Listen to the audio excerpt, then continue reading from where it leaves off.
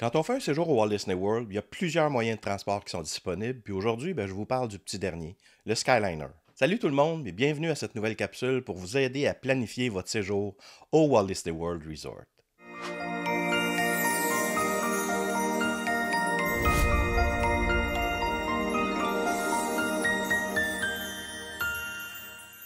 Mon nom est Charles Boisvert, je suis conseiller en voyage spécialisé en destination Disney depuis 2002 et fondateur de WD World. J'ai déjà abordé sous différents angles les moyens de transport qui sont disponibles au Walt Disney World Resort. D'ailleurs, si vous n'avez pas vu ma vidéo sur le monorail que j'ai filmé sur place là-bas, je vous mets un lien juste ici en haut pour le faire. Aujourd'hui, je vous parle du Skyliner et évidemment, la première question que plusieurs se posent, c'est quoi ça, le Skyliner? Le Skyliner, c'est un système de télécabine qui relie certains hôtels Disney à certains parcs thématiques. C'est un système qui est en fonction depuis la fin de septembre 2019. Il comporte environ 300 cabines de 8 couleurs différentes, puis plusieurs sont à l'image des personnages de la grande famille Disney. Honnêtement, là, c'est vraiment magnifique. À la base, chaque cabine peut accueillir jusqu'à 10 personnes. Mais il y a aussi des cabines qui sont adaptées pour les gens en fauteuil roulant ou pour les poussettes. Puis celles-là, ils ont une capacité de 6 personnes. Les cabines ne sont pas climatisées.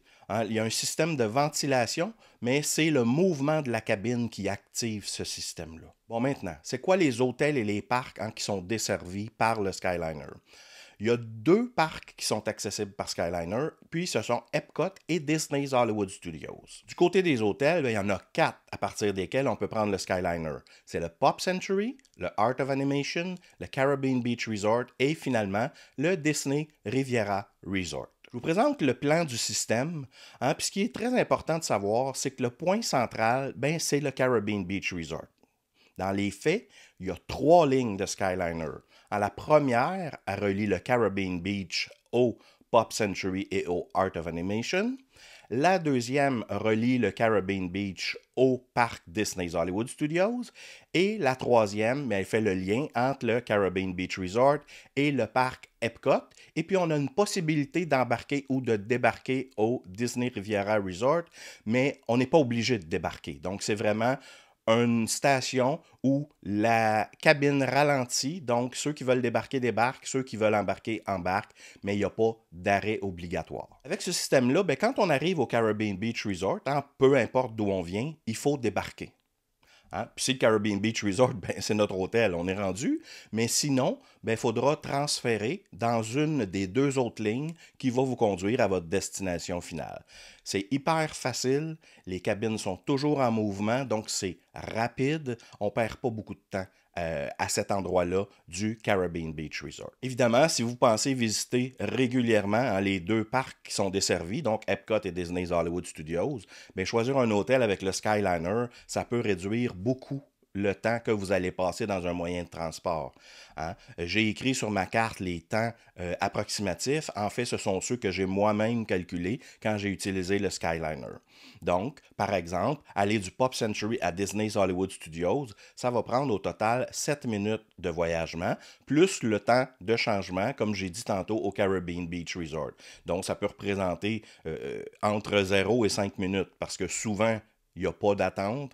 Et puis, s'il y a de l'attente, quand ça a pris 5 minutes, c'est à peu près le maximum. Donc, aller à Epcot, toujours du Pop Century ou du Art of Animation, ça va prendre autour de 15 minutes, donc plus votre temps de transfert. Donc, disons 20 minutes au total. Donc, vous réalisez que le summum, si vous êtes un fan de Star Wars puis vous voulez aller souvent au Disney's Hollywood Studios, c'est de loger au Caribbean Beach Resort. Pensez-y, en 5 minutes, vous allez y être. Pour ce qui est des heures de fonctionnement, le Skyliner il ajuste ses heures selon les heures d'ouverture des parcs, comme c'est le cas pour les autobus. Donc, il commence un peu avant l'ouverture et finit un peu après, question de vous permettre d'arriver à temps dans les parcs et d'avoir le temps de revenir après la fermeture. C'est aussi important de savoir que pour les 4 hôtels qui offrent le Skyliner, les autobus vers ces 2 parcs, ils vont passer moins souvent. Donc, parce que Disney veut que les gens utilisent le plus possible le Skyliner. Mais, dans un autre sens, comprend aussi qu'il y a des gens qui n'aiment pas les hauteurs puis qui doivent prendre l'autobus.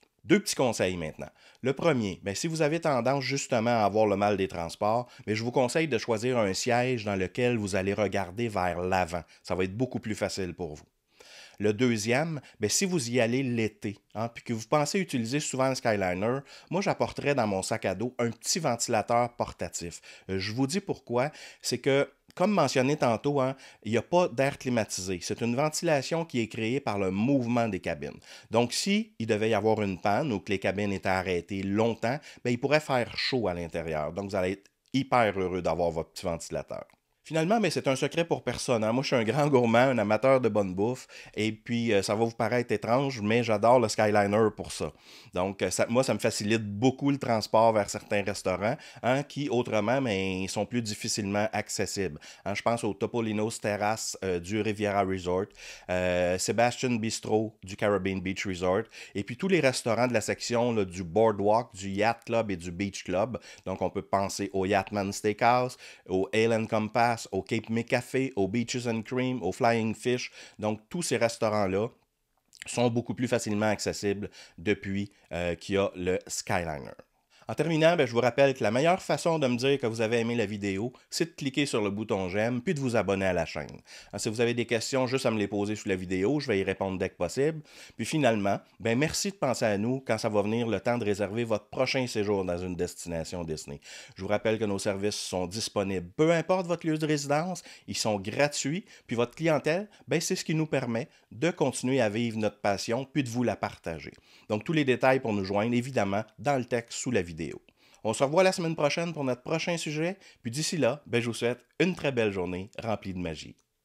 Bye bye.